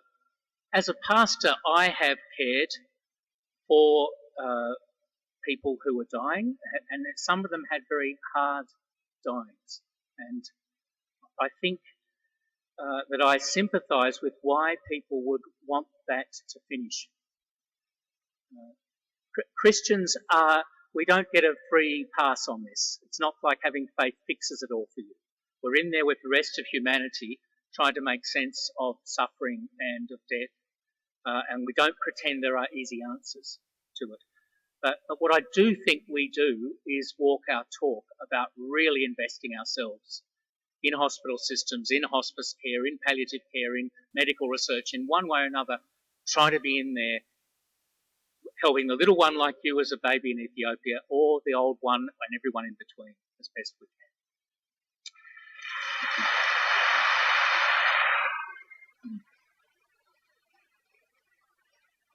Professor Singer, if you No, have a let's move on specific with the response to next give, then I'm happy to move on to the next No, question. let's move. Thank you. Professor Singer, Your Grace, thank you for your debate this evening. Professor Singer, my question is to you. 3 years ago, my brother was diagnosed with terminal bowel cancer. Not long after this diagnosis, and after many rounds of chemo, he thought about ending his life prematurely. As his condition deteriorated, he became more aware of all our family and friends caring and loving him. This brought him such peace that he no longer felt that he needed to prematurely end his life. Though he was in pain and with much suffering, he was happy and at peace when he died. He lived almost a year longer than his doctors thought that he would. Mr. Singer, who are you to decide that some human lives are worth less than others?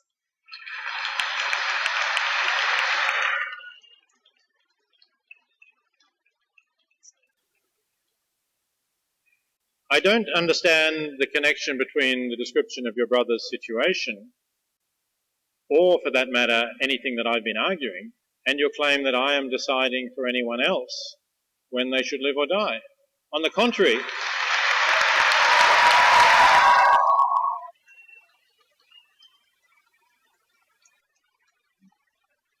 thank you.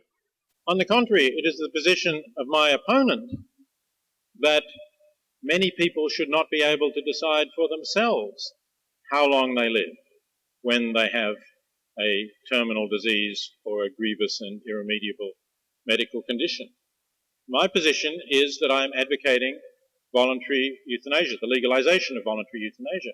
That will give people exactly the choice that your brother, I'm glad to say, was, well, your brother didn't actually have that choice, legally anyway. Maybe he could have nevertheless been capable of ending his life. One can, of course, do it even when it's illegal. But your brother chose not to end his life. And of course, under what I'm proposing, your brother could have made that choice with complete freedom.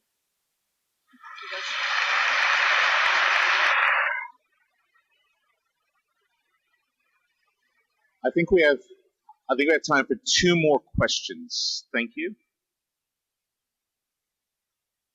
Professor Singer, my question has to do with the issue of autonomy. You stressed more than once in your opening speech that you were not an absolutist about autonomy, that you recognise there are cases where we can rightly override a person's autonomy. The example you gave was a lovesick young man who is convinced he'll never be happy again. Now, as I take it, in that case, the point of overriding his wish to die is that we know better. We really do know better. He won't be as miserable as this. What about cases where, okay, the case I'm imagining is an elderly woman, she has a terminal condition that causes her terrible suffering, 6 months to live. Her only reason for not asking to be put out of that misery is her belief that she'll be punished in the afterlife. Let's assume. Now, suppose that you're her son, you know her well, and like you, I presume, you think this belief of hers is mistaken. You think you know better than her about what is in her interests on a utilitarian understanding of those interests. What exactly would be wrong on your premises with overriding her autonomy in that case and putting her out of her misery? Sorry to keep saying this, but the legalization of voluntary euthanasia would allow her to say, I do not wish to use voluntary euthanasia because I believe I will be punished in hell.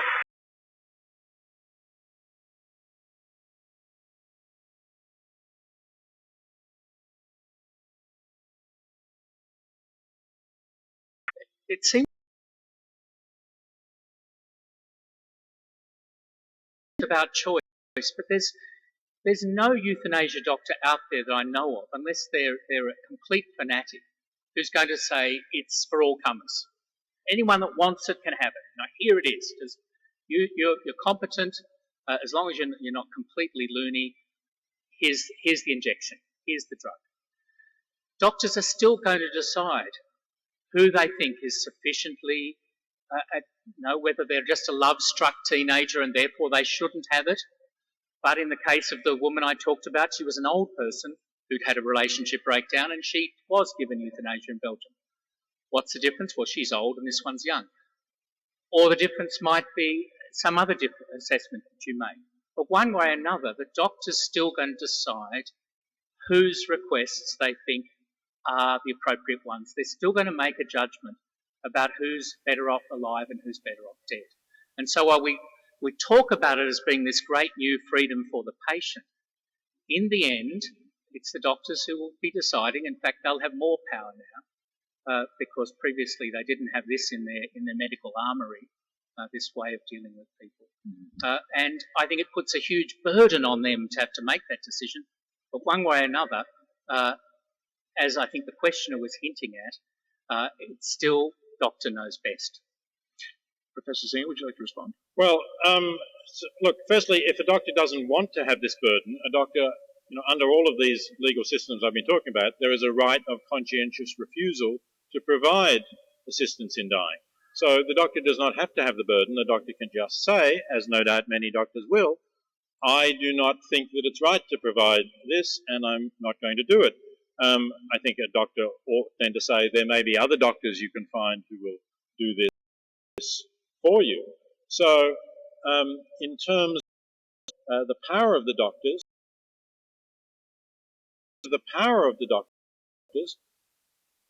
don't forget that, as I said before, doctors are all the time making these decisions to withdraw treatment, which has the effect, whatever the doctor's intention, has the effect that the patient dies. So if the doctor judges that enough is enough, that the treatment would be burdensome, that is also the doctor deciding for the patient. It's very hard to construct any system in which the doctor does not have more say than the patient or a typical member of the public.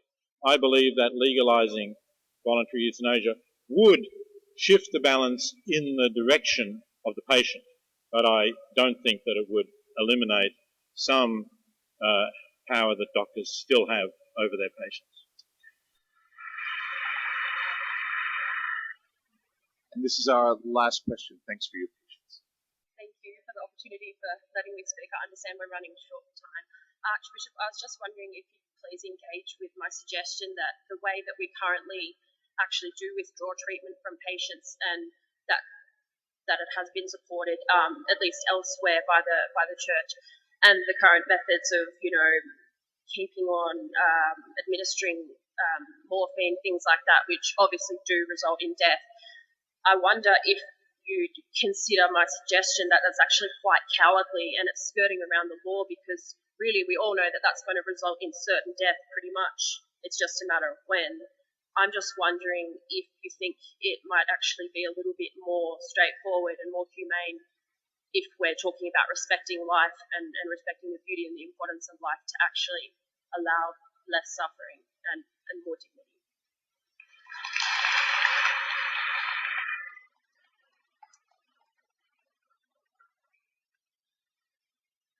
I think we have to be very careful about what we're asking of our health professionals, and basically to be accusing them of a kind of cowardice in their choosing, as those professions have done for thousands of years now, to never deliberately shorten life, but to respect the fact there are times when there's not much more you can do to help, and where anything you did do to try and extend life would come at a huge burden to the patient. That judgment that they make, or the judgment they make when turning up the pain relief to make sure the person's comfortable, not a bit more to quicken their death, but at least to we're sure they're comfortable, that when they're making those judgments, they're not being cowardly. It's not that they're somehow trying to keep clean hands and a pure conscience while really doing what we all know is murder, or with consent, euthanasia. That's not what's happening there. And we go back to the question of what are their intentions.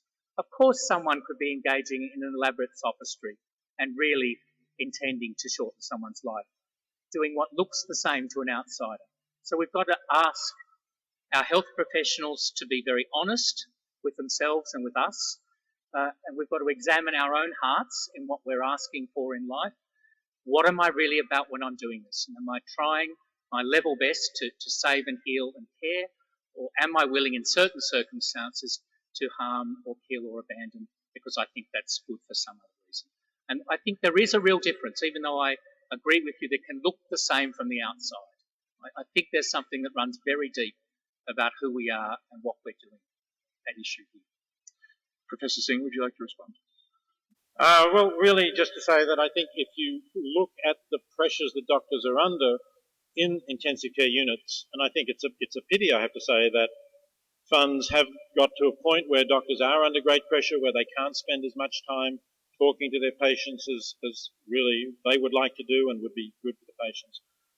I think that it's really very difficult to ask of doctors what Anthony Fisher has just asked them, to be so honest with themselves in this situation, to know truly what their motives and their intentions are.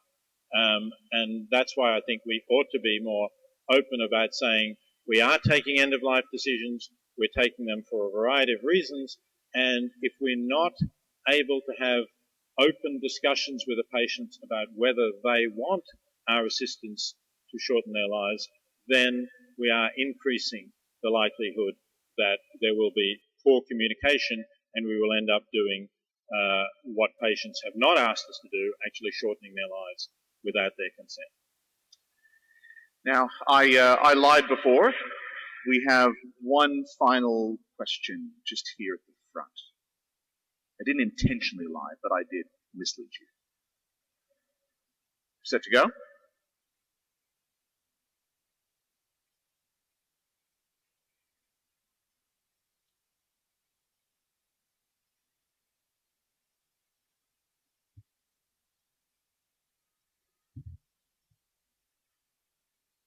Thank you very much for allowing me to get the final question in.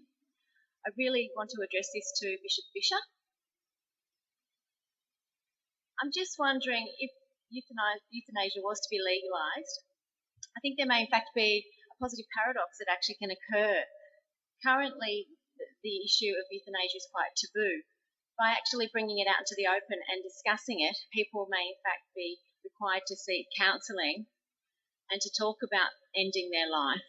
So it may in fact provide greater access to counselling and resources, and in fact they may overturn the decision to actually want to end their life. So there could be a positive paradox happening there. Wonderful question.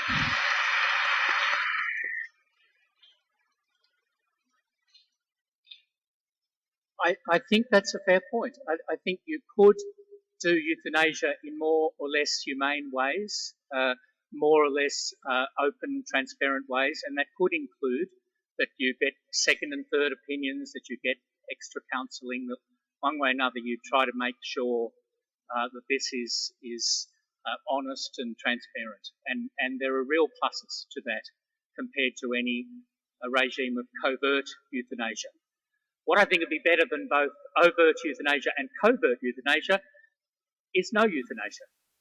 That we actually develop a society and the ethics of our health professionals that is one that is life-affirming and person-affirming to everyone who's at the end of life or has a serious disability or who is in great pain or is feeling terribly lonely and depressed, or whatever the candidates for euthanasia. That we find ways of addressing those problems directly rather than the route of dealing with suffering by killing the suffering person. Now, Professor Singer, you have a choice. You have the final closing argument. You can either answer that question or I can give you a little bit of extra time, whichever you prefer. Okay. Thank you. I think we've had a really interesting exchange, but I do think that you need to remember what it is that we're talking about, and you need to look at the facts of the situation as it exists in the real world.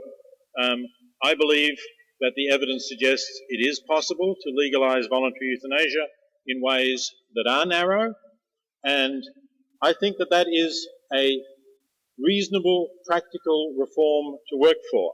I think we should follow the examples of those jurisdictions that have legalised it in a narrow way and see how that works for us.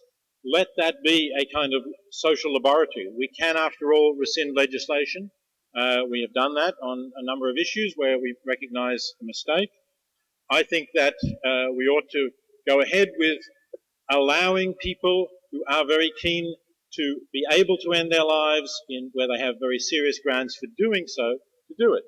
In the United States, in the last year, we had what I think was the rather absurd situation of a relatively young woman called Brittany Maynard, 29 years old, who'd been told that she had a kind of brain tumour, cancer, that was not going to be treatable and that would lead to her death, not within 6 months, but within roughly a year. Of course, she was devastated by this news, so was her husband. She was fairly recently married. She was living in California, where she could not have had control over the end of her life. She decided on receiving that diagnosis to uproot herself and her husband and move to Oregon, so that when the tumour developed, she could decide to end her life in the way that she wanted to. The tumour did unfortunately develop as predicted, so about a year after the original diagnosis in Oregon, she used the legislation that she had there. I should say, by the way, that there's a residence qualification for the use of the law in Oregon. She had to move there 6 months before making use of it. So she did that, and she recorded, she made a video about her decision and wrote about it. She was supported by her husband, she was supported by her mother. I think it's good that somebody like that should have the choice about how they want to end their life. But I think it's a pity that she had to move from California to Oregon to do that.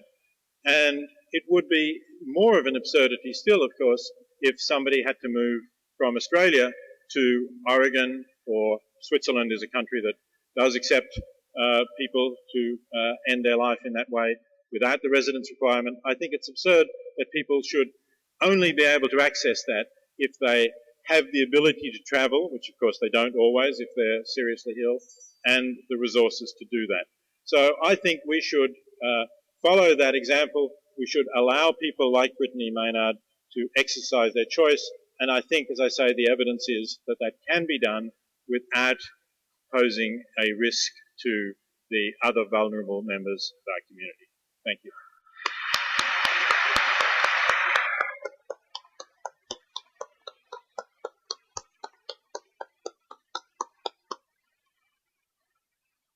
Archbishop Fisher, I'll invite you to deliver your closing argument.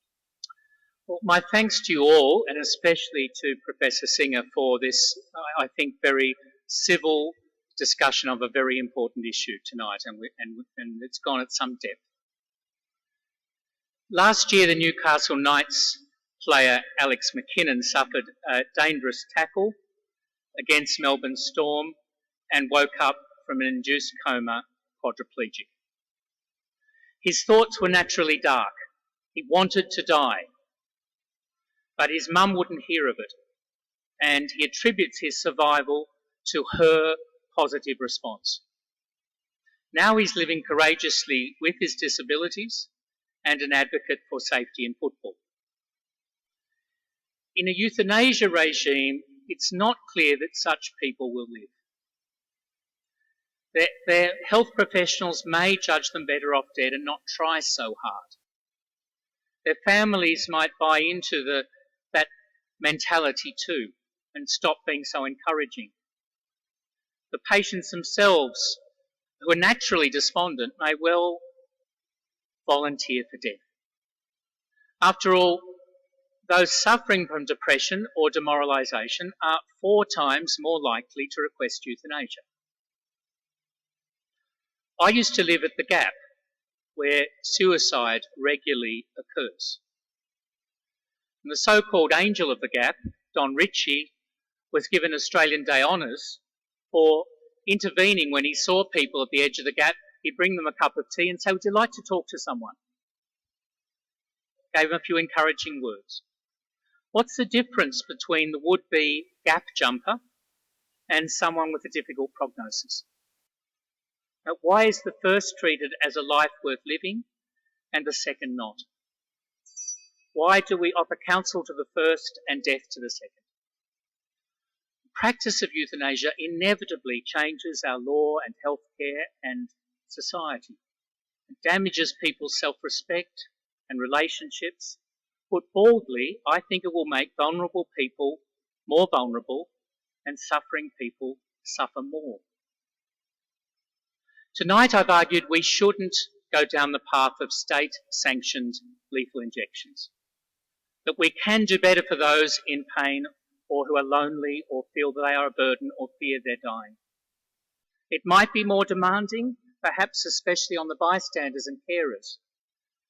But these are precisely the situations where the human spirit can most shine. I think tonight's debate goes to the very heart of the kind of community we will be in the future. Will it be one where the young and the frail elderly, the sick and the sorry, the depressed and the disabled are devalued and more at risk, or one where they will be protected and nurtured? Thank you.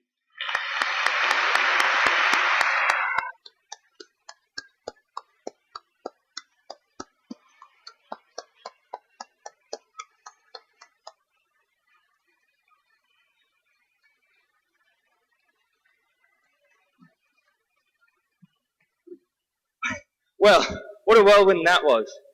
Thank you all very much for enduring such a long debate. I'm sure everyone can agree, though, it was well worth it. I mean, not only did we get to see two amazing debaters battle it out, the questions themselves we had from the members of the audience were truly hard-hitting and thought-provoking. So, I'm sure tonight we can all agree that this debate will probably go down in history. So, now I'll just wrap things up and then we can all get ready and leave. So first and foremost, I'd like to pay special thanks to our sponsors, without which an event of this scale would not have taken place. I would also like to thank Scott Stevens for his masterful moderation, keeping to time such powerful personalities and handling questions as many as we had on topics as emotionally charged as this is something that is truly representative of an incredible effort.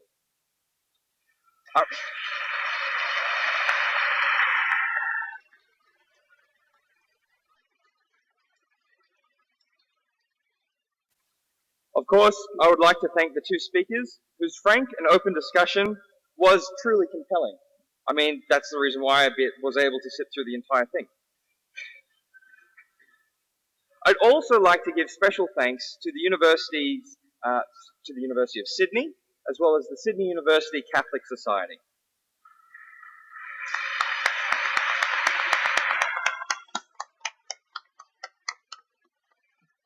And finally, I would also like to thank the audience and those watching around the world giving us this much time out of your nights. It is truly appreciated.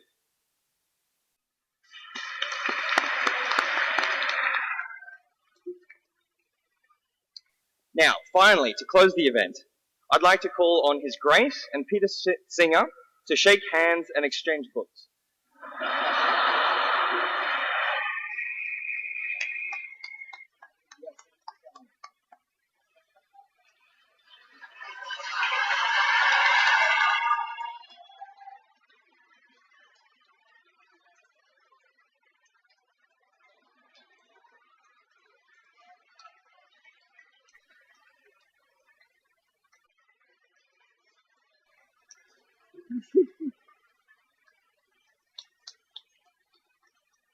Now, finally, just one last thing, I promise.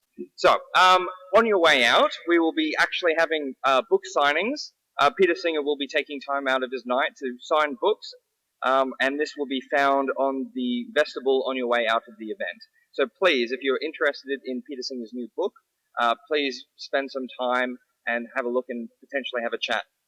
This concludes the formalities of this evening. I hope you all enjoyed tonight. Thank you very much.